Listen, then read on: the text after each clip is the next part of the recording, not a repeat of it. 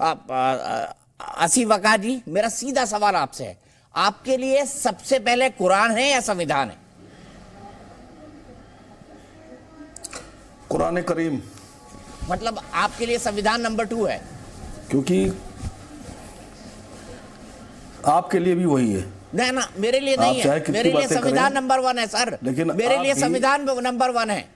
और जो मेरी आस्था है वो आस्था है, क्योंकि मैं संविधान के सभी प्रावधानों को मानता हूं। मुझे बोलने तो दीजिए जी।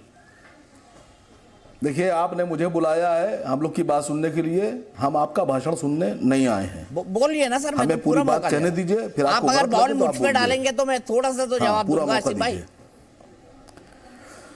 सर, जिस देश में इंसानों में ही फर्क किया जाता है कि तुम ऊंची जाति के और ये नीची जाति के हो, या मध्यम जाति के हो, या आदिवासी हो, फलां, आप समान नागरिक कानून की बात करते हैं। मैं आप ही से पूछ रहा हूं चौरसिया जी, जो मनुस्मृति में वर्ण हैं 4, ब्राह्मण, क्षत्रिय, वैश्य और शूद्र, इसमें से आपका वर्ण कौन सा है? बताइए मुझे, मैं जानना चाह रहा हूं। फिर आप बोलेंगे मैं बीच में बोल रहा हूं, फिर आप बोलेंगे मैं बीच में बोल रहा हूं। असीम भाई, ये तो आपने दुविधा पैदा कर दी। सर सुनिए सर, सुनिए। आपके लिए खाली नहीं, ये पूरे देश के लिए, जहां जहां जी देखा जाता है, जी के दर्शकों के लिए मैं सवाल पूछ रहा हूं कि जहां पर जातियों के हिसाब से काम बांटे गए हों, जहां पर कि तुम यह वाला काम करोगे क्योंकि तुम्हारी ये जाति हो, तुम ये काम करोगे, तुम हुकूमत करोगे, तुम्हारी ये जाति है, जहां के ऊपर नाली साफ करने के लिए एक अलग तरीके के लोगों को इकट्ठा किया गया हो, अलग तरीके के लोग रखे गए हों, जहां पर हुकूमत करने के लिए अलग तरीके के लोग हों, वहां आप समान नागरिक समता की बात कर रहे हैं।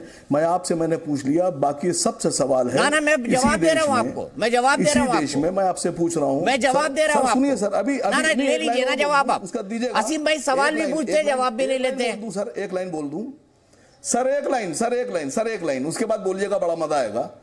370 हटा दी, 371A हिमाचल में आपने धारा लगा रखी है, अरुणाचल में लगा रखी है, नागालैंड में, मिजोरम में, मेघालय में, असम में। अगर कश्मीर में जमीन नहीं खरीद सकते थे तो आप अपनी दुकान और प्लाट और मकान अरुणाचल में भी नहीं खरीद सकते हैं, नागालैंड में भी नहीं खरीद सकते। अरे सर, आपने कह दिया ना आपके लिए कुरान ऊपर है, तो फिर ये बातें क्यों कर रहे हैं आप? हटाएंगे नहीं हटाएंगे? आपने कह दिया ना कुरान ऊपर है। चलिए मैं आप जवाब दे देता हूं। आप कह रहे हैं ना जाति से सब कुछ होता है। अगर मेरी जाति के हिसाब से मैं रहता तो किसी पान की दुकान पे भी पान लगा रहा होता।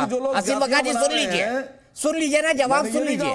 मैं कह रहा हूं जो लोग जातियां बना रहे हैं वो समान कानून कैसे बना सकते हैं? सर मैं यही बता रहा हूं। मेरा सीधा ये जो वर्ण है ना, जाति नहीं है, वर्ण है। जाति तो अंग्रेजों ने दी।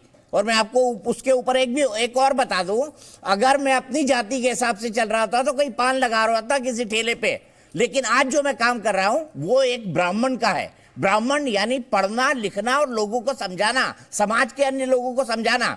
और मैं इसी जाति व्यवस्था से ऊपर उठ के इस वर्ण तक पहुंचा हूं असीम वकार जी।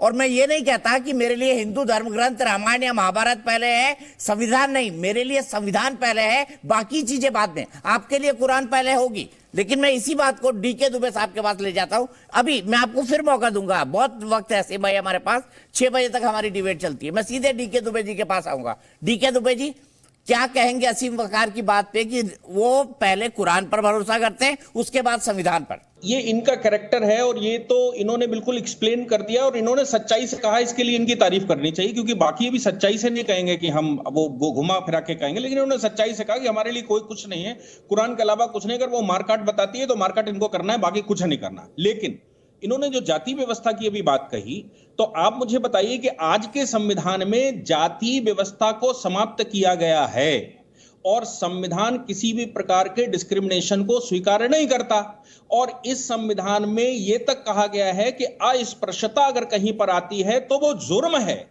और उसको जेल जाना चाहिए। साथ में ये कहते हैं कि पहले ऐसा था, आज का संविधान ये कहता है कि अगर कोई कस्टमरी लॉ है या कोई कस्टम है और संविधान के पास होने के बाद वो कस्टम फंडामेंटल राइट के अगेंस्ट में जाता है तो वो कस्टम शून्य होता है। अगर 4 विवाह कोई कस्टम है तो वो कस्टम इस संविधान के पास होने के बाद शून्य हो जाना चाहिए, क्योंकि आर्टिकल 14 इक्वेलिटी की बात करता है। दूसरी बात वो दूसरे सज्जन कह रहे थे, तो क्या पाकिस्तान के निर्माण के बाद फैमिली लॉ में ऑर्डिनेंस नहीं आया क्या 1961 में? और उस ऑर्डिनेंस में 4 निकाह को रोका गया है। ये कहा गया है कि एक निकाह ही होगा, एक निकाह के बाद दूसरा निकाह अगर वो करते हैं, ये ऑर्डिनेंस है 1961 का पाकिस्तान का। कोई बाहर हमारे, अगर हम 72 भारत की बात करते हैं तो वो एक समय हिस्सा था हमारा, तो उसमें उसने कहा है कि एक निकाह ही होगा। दूसरे निकाह के लिए अगर वो करते हैं तो फिर पहली बीवी में कोई ना कोई कमी बतानी पड़ती है, उन्होंने क्लासिफाई किया उसको, और उसके बाद उसकी कंसेंट लेनी पड़ती है। वो कंसेंट के बाद अथॉरिटी के सामने प्रेजेंट होना पड़ता है। अथॉरिटी अगर अप्रूवल देती है तो ही दूसरा विवाह हो सकता है, और उसके लिए बताना पड़ता है कि उसके बच्चे नहीं हो सकते, वो डिसेबल्ड हैं या फिर मेंटली इंसेन है, कुछ ऐसा बताना पड़ता है। और अगर ये कंसेंट न ली गई और सीधा निकाह कर लिया गया तो जेल के प्रावधान हैं। क्या ये उसको स्वीकार नहीं करते? मैं तो ये कह रहा हूं कि जिस समय ये प्रावधान आए होंगे, चाहे वो कुरान मजीद में आए हों या हदीस में आए हों, ये जिस समय प्रावधान आए होंगे उस समय युद्धों का समय था, महिलाएं मतलब पुरुष मारे जाते थे, महिलाएं रहती थी, तब उस समय ये कहा गया होगा कि नहीं भाई 1, 2, 3 या 4 भी कर सकते हो, लेकिन अगर उनको इक्वेलिटी नहीं दे सकते या उनकी खिदमत नहीं कर सकते तो केवल एक ही बेटर है। लेकिन उस समय महिलाएं, आप समझो कि वो किस व्यवस्था में थी, महिलाएं ज्यादा थी, पुरुष कम थे, युद्ध का समय था। लेकिन आज तो मुझे नहीं लगता कि कोई अबला महिला भारत में है। अबला महिला जब भारत में है ही नहीं तो फिर ये कौन अबलाओं को साथ देने के लिए 4 निकाह की बात करते हैं? सोचना ये पड़ेगा। दूसरा, डॉक्टर अंबेडकर, अच्छा मैं आऊंगा, ठीक है दुबे जी, हम छोटा छोटा अपना संदर्भ रखें, बेहतर होगा। मैं सीधे असीम वकार जी के पास जाऊंगा। असीम वकार जी, मैं पहले एक राइडर लगा दूं कि आपने कुरान के संदर्भ में जिक्र किया मार काट का। हमारा ये मानना है कि कोई भी मजहबी ग्रंथ ऐसा नहीं सिखाता है। असीम वकार जी, मेरे सीधे सवाल का सीधा जवाब दीजिएगा। क्या आप लोग इसका विरोध इसलिए कर रहे हैं क्योंकि मुसलमान अपनी एक अलग पॉलिटिकल आइडेंटिटी बनाना चाहते हैं, वो समान कानून के साथ नहीं रह सकते, उनको अपना प्रिविलेज चाहिए ही चाहिए?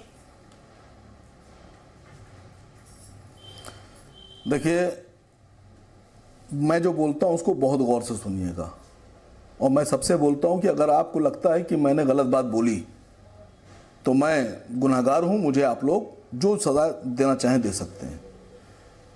मैंने ये नहीं कहा कि मैं संविधान पे विश्वास नहीं रखता।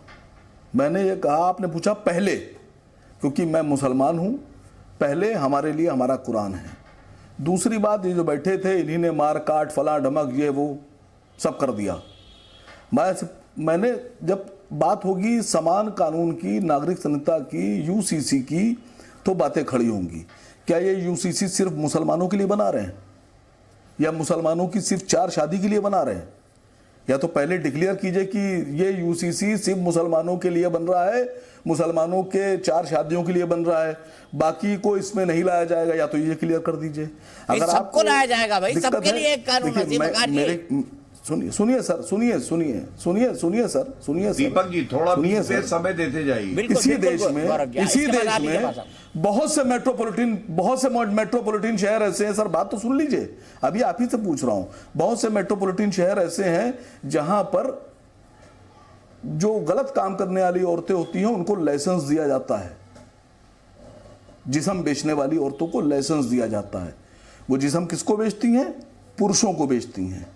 वो कौन पुरुष होते हैं? जो शादीशुदा भी होते हैं, गैर शादीशुदा भी होते हैं। उनके पास जाते हैं, उनको पैसा देते हैं, उनसे उनके साथ जो भी करते हूं।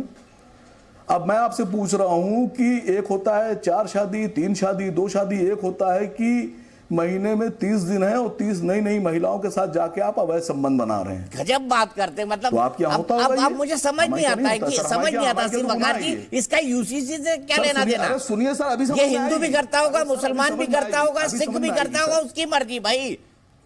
सर अभी मैं आपसे कह तो रहा हूं, आपसे शादी पे आपको एतराज, आप रोज कह रहे नहीं वहां जाओ, नहीं वहां जाओ। दूसरी बात, आपके देश में, हमारे देश में, इसी देश में एक कानून बनाया गया कि मर्द मर्द से मोहब्बत कर सकता है, उस